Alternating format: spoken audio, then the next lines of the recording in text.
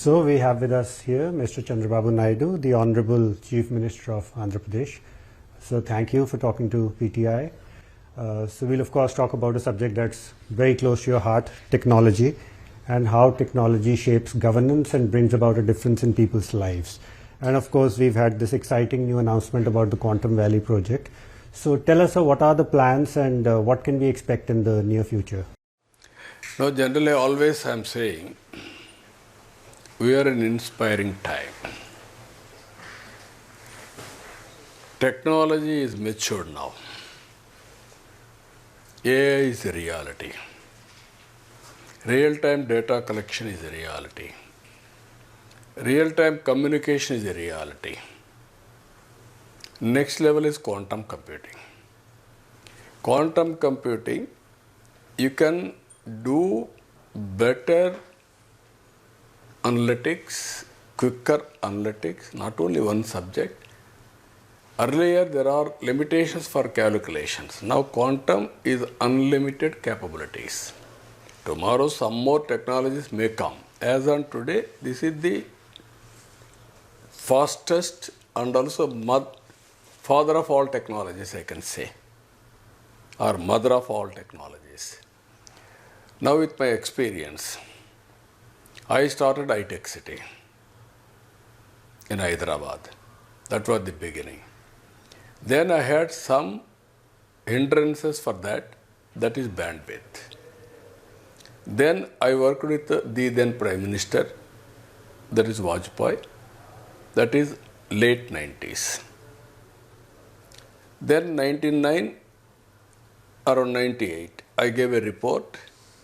On the basis of that, myself, the then Finance Minister, on the basis of that, deregulation of telecommunication sector has come. Recently, our Honorable Prime Minister has gone for 4G products. All these years, I used to say products are important for India, or otherwise we are paying unnecessary money for others. All products we are not doing. We are providing only services or we are using products. This is where quantum has come. Only few countries has taken a lead. Now we have taken lead. Government of India has announced quantum mission. Now we are establishing quantum computer here. With that, our people are ready to produce quantum computers, manufacturing now. So are we seeing the beginning of a hardware revolution now? Yes, hardware and products. That is the revolution. Even Andhra always leading technology. Every 4 all over the world, one is Indian. If you can go through, all IT companies are headed by Indians. Among Indians, Telugu community 35%. That is the first more advantage they got it. Now anywhere in the world in knowledge economy, Indians are the highest per capita income earners. How many years? It is only 2.5 decades. Now AI and quantum, this will lead for frontier technologies adoption and penetration of all deep technologies in all walks of life. Today, I have done so many things. My real-time governance, I am collecting all data, historical data. And also real-time data, I am updating real-time. Now, Government of India, Government of Andhra Pradesh, and also personal data, I am integrating. Aadhaar is a big game changer for India. There won't be any duplication or any misappropriation. Now, real-time data by having satellite, drones, sensors, wearables, and IoTs, CCTV cameras, we are able to obtain real-time data of various parameters. Real-time calculations we are establishing now, analytics. Through Manamitra WhatsApp governance, we are sending to the last mile real-time data, decision making. If you can imagine all these things, now quantum is going to do next level. That is where personal medicine, agriculture revolution, even every person will have AI support, AI doctor, AI scientist, AI assistant. That is the future. What it means, if you use all these things, it is a game changer. Recently in Davos, only 2 subjects. Everybody is talking. One is through AI, $1 trillion economy, how to create. It will happen. Second, energy transition. That is green energy, hybrid models, using technology, how to leverage. That is another. For both the things, India is well positioned. And Andhra Pradesh has been attracting a lot of new investment. In fact, there have been reports recently that your state is now the #1 destination when it comes to new investments in technology. So what do you think makes you such a money magnet? No, what I'm saying, what all we are doing, it is getting good results. Earlier, I used to say ease of doing business. Now I am going for speed of doing business. Any investor, when he invests, he is expecting returns. Then only he will survive. If his project is delayed abnormally, then naturally it won't be viable. That is another. Now I am going all hurdles I want to remove, and also I am introducing escrow account for all benefits or subsidies. I have committed something for you, year by year. I will give you online with escrow account. You do not come to me. This is where I wanted to promote self-discipline, and also government will be regulated totally. So which also brings us to a related issue, a very important issue. Often we see that MOUs make big headlines, investment pledges get all the attention, but it doesn't necessarily translate into enough action on the ground. So what are you doing to improve this conversion rate, so to speak? No, we are very clear. If they give some proposal, then they have to come with clear proposal, feasibility, everything. Then on the basis that my department will analyze, and then next they have to take it to SIPC, SIPB and cabinet. We are conducting every month regularly SIPC, SIPB, monthly twice cabinet meetings. No agenda is pending. Once anybody will come with proposal, my EDB, Economic Development Board, will work with them immediately. If they give proper proposal, then it will go to SIPC, then SIPB, then immediately cabinet, then execution. A land acquisition and also incentives and also structuring, everything will do at the earliest. There won't be any delay. Any non-serious entrepreneur also cannot do business with us. If you are serious, we'll get it done. Once you agree, then it is our project, not only your project. You are launching a project, this is our project, you should not go default or defunct. That is the message I am giving. That's why people are happy. We are also clearing real time. All clearances also we are having 21 days, even less time. Some of the projects 10 days, 1 week. Even land acquisition, difficult land acquisition will convince farmers. It is a win-win situation.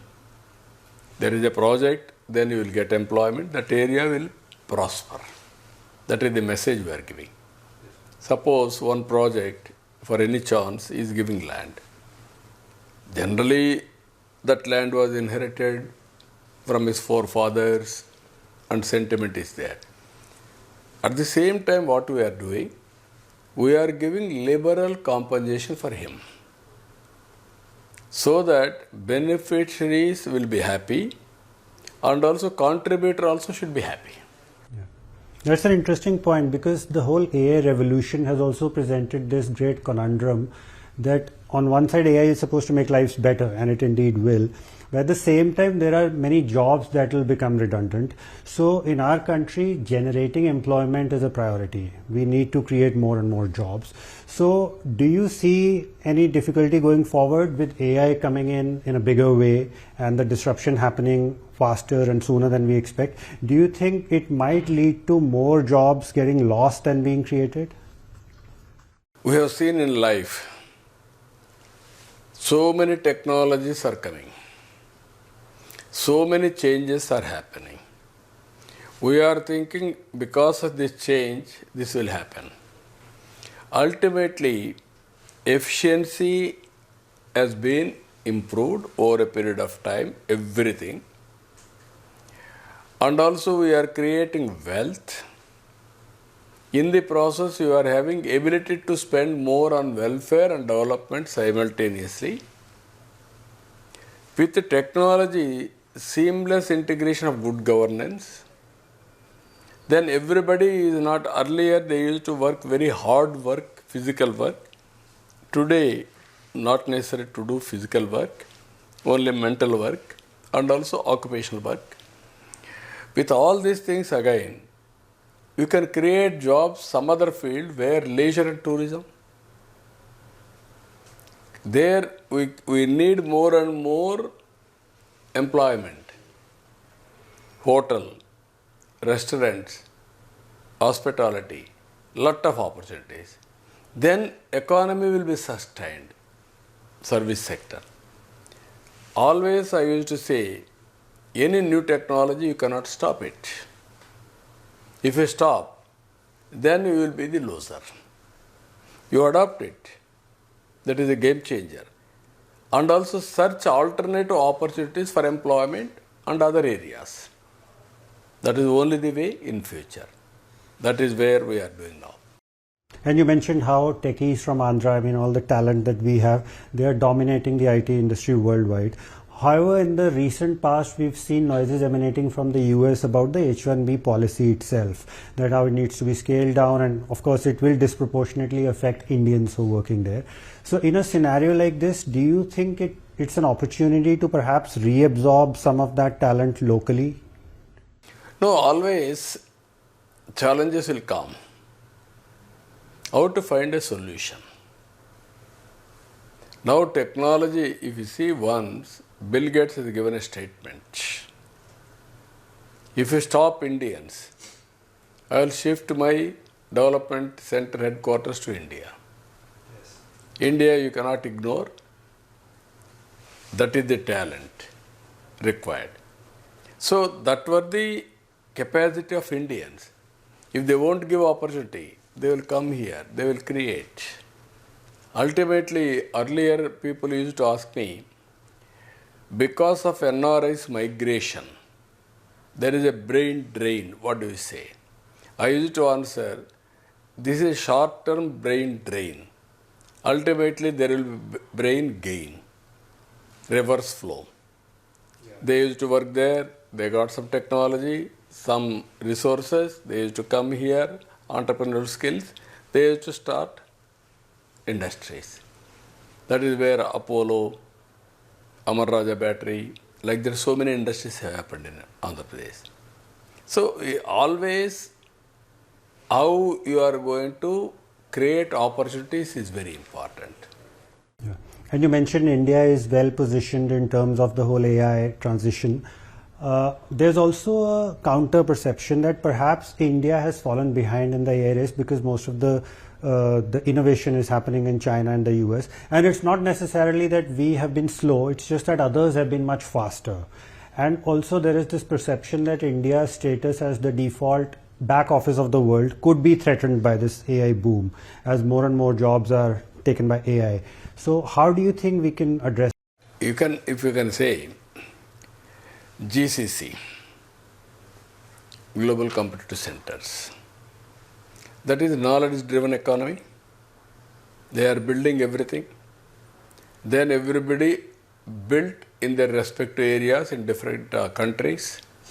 57% of GCCs globally are located in India. Now what it indicates? India is a knowledge hub. Hyderabad I started at that time. Today global GCC companies 21%, 12% are in Hyderabad. Indian global companies, GCCs are 21% in Hyderabad, single location.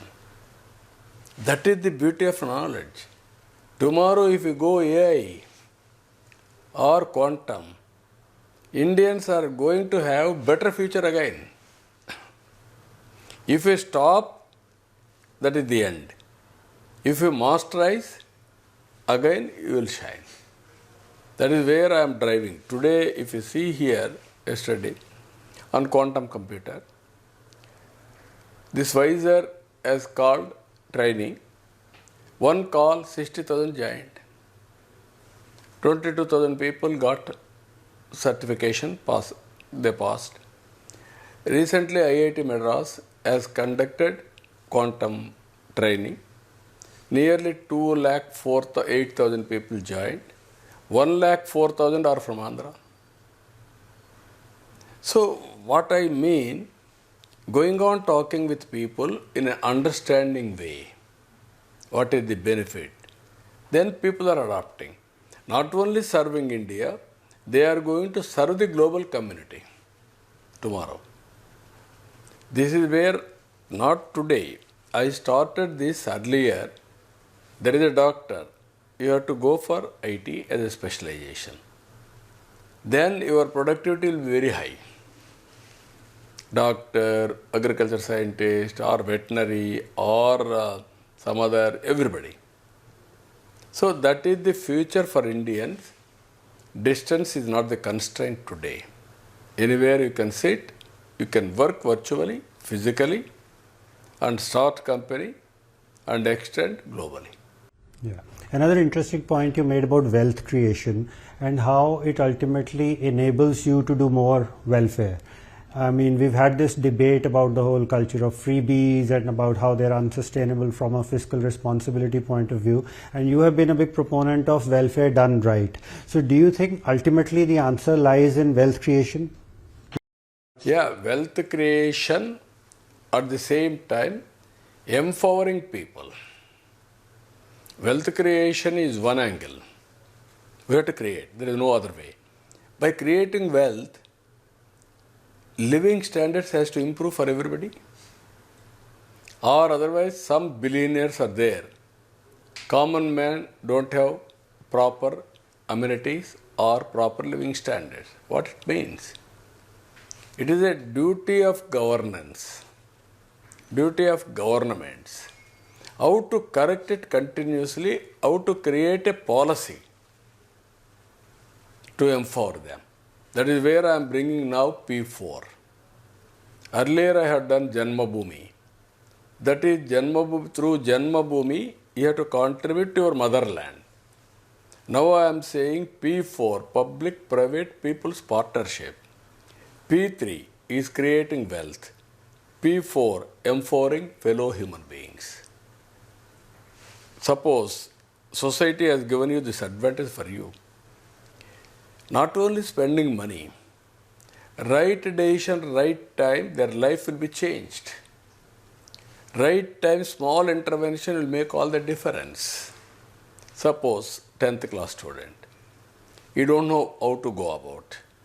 Basing on his taste, everything, you train him and hold him. Or further education, you assist him. If he is caught, then game changer. If I complete my engineering, then I got good job. My family will be settled. That is where very, very crucial.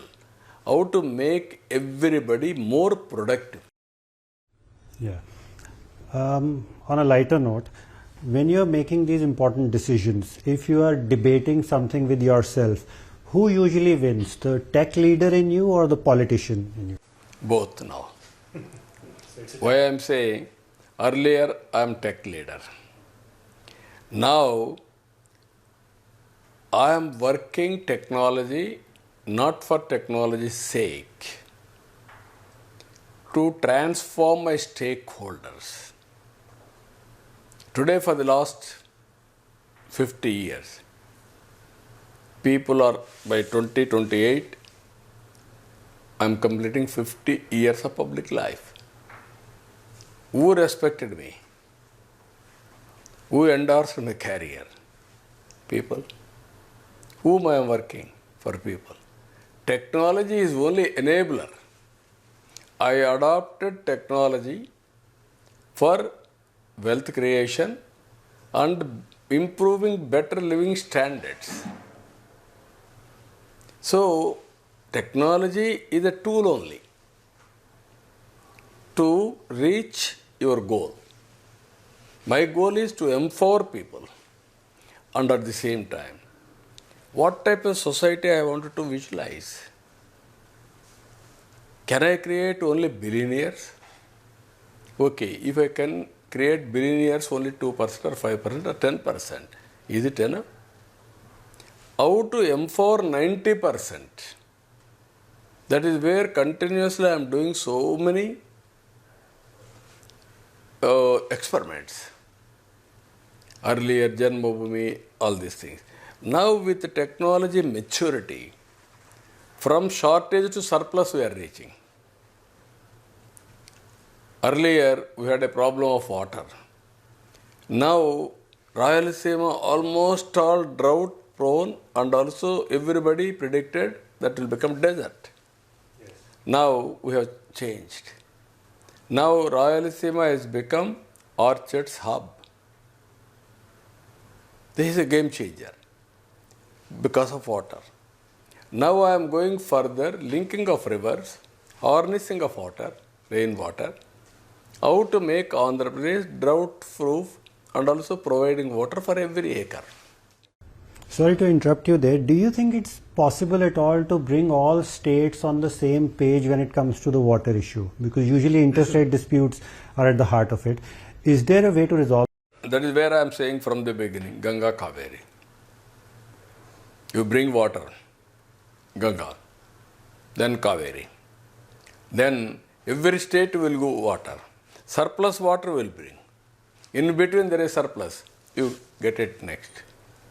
Now this year, Godavari, 6,000 TMs of water has gone to sea. Krishna, 1,600 TMs of water has gone to sea. I was able to tap water, all my reservoirs. Now after giving water in Kharif, I am having 65% of reservoirs are full.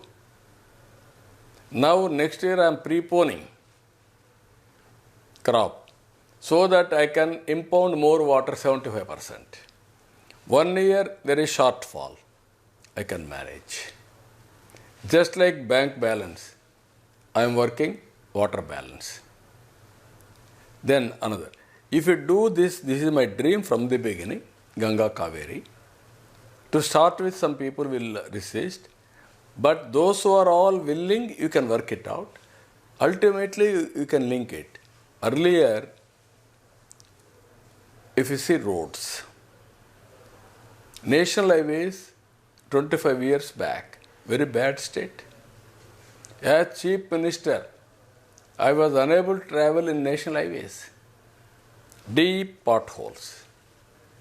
I have seen at that time Malaysia, small country, 2 crore population, 120 crore population of India. They had east-west corridor, 8-lane road, that too toll road. I studied that model. That is where I insisted Vajpayee ji. Now we adopted. First proof of concept, Nellore to Chennai. That is a game changer, Golden Quadrilateral Road. Yes. Now you are seeing our roads. Second largest road connectivity in the world. Best roads in the world. That is where money is not the constraint here. Proper public policies. If water is there, India won't have any problem of agriculture productivity. Farmers are ready to produce. Simultaneously, you have to guide what type of agriculture you have to promote. Again, demand driven, basing on food habits, and also what which is good for health. Earlier, carbohydrates. Now shifted to protein. Earlier, very rich food. Now balanced nutrition. Health conscious. These are all various things you have to work in that direction. Suppose I have seen in life, when I born, no power to my village. I used to read only Lantar in the beginning days. Then power has come. Then it has gone to agriculture. At that time I had only spring channels and bore wells for digging water, not with pump sets, with the bullock out to that what you call lifting of water, all these things. Today spring channels are dried. Now water has gone at one stage 1,000 feet. I have seen all canals, all rivers, all streams full of water with 8 months. Sometimes throughout the year it used to go water in the river. Now waters are dried, our rivers are dried. Now again we are connecting linking of rivers. Slowly everywhere there is a greenery. Earlier there is no greenery also. Rayalaseema, no greenery, no tree. Even forest areas, some of the areas. Now recovered. Rayalaseema highest green cover now because of horticulture. Power, same thing. Earlier I have seen all these things. 2000, late 90s, I had a bigger problem in assembly. They used to, in Hyderabad assembly, people used to raise agriculture, shortage of power. Because of power cut, crops withered away. They stalled the assembly. Sometimes I used to adjourn assembly, go to field, study the field, and come back and reply the assembly. Then I brought reforms. First reforms in the country. Regulatory commission, distribution companies, transmission, generation companies, all these things. 2004, I reached surplus. Again, 14, 22 million units shortfall. Again, recently, 1,35,000 crores debt. By levying nearly 32,000 crores burden. Now I told, I am not going to increase any power rate. That is where efficiency, by using technology. Now I am reducing average procurement cost from shortfall to surplus. Yeah. So talking about another dream project of yours, of course, Amaravati. You view it as a generation-defining project. One concern that often comes to people's minds is that policy consistency is something we can only wish for in our country. So let's say a future government does not view the project the same way. There might be a problem. So are you putting in place any safeguards to make sure that the project goes ahead regardless of what government there is? No, earlier Hyderabad was common capital for Andhra Pradesh for 10 years. Andhra Pradesh capital was not defined. At one stage, Amaravati we selected as capital, even including opposition party. When they came to power, again they violated. That is a breach of trust. Now, again we are making Amaravati as capital, Visakhapatnam as financial hub. Because of all these things, now we are bringing Government of India as to notify Amaravati is the capital of India, Andhra Pradesh. Because it is in the Bifurcation Act. This is a new state. Now it is pending with Government of India. This session, I am confident they will pass the bill. That is once for all. Since you are now part of the government, and there is this feeling, and even opposition leaders admit privately, that nobody gets the sense that this is a coalition government. The level of cohesion that's there in the NDA, it works seamlessly. So the Modi 3.0 government is no different from 2.0 or 1.0 in terms of its functioning. Do you think regional allies such as your party deserve credit for this? No, always we support Government of India. In turn, they are also extending support. That is where we call double engine sarkar. Then we will get more results. There is no policy differences. Both Government of India and Government of Andhra Pradesh, there is no policy difference. And also we are good faith, we are working together. No difference at all. Why should we get differences? When it comes to certain sticking points between the north and the south, for instance on the issue of the devolution of tax revenues, there has been a feeling among southern states that they get shortchanged in terms of getting their share. They end up paying more than they receive back from the center. There have been some tweaks in the budget recently. Do you think more needs to be done to address that? No, what I am saying always with a dialogue. Deliberately they don't want to do any injustice. Sometimes there are some parameters of backwardness, population, all these things. Sometimes South India has gone ahead with population control. Yeah. Now we are also realizing how to promote population. Otherwise, aging problem is catching in South India rather than North India. Earlier, because of economic reform, South India has taken lead on technology and growth rate. Because of that, per capita income is very high in South India. Because of that, devolution is a problem. Population, poverty is the criteria for devolution. Naturally, there will be heart burning, but at the same time, our policy should not always for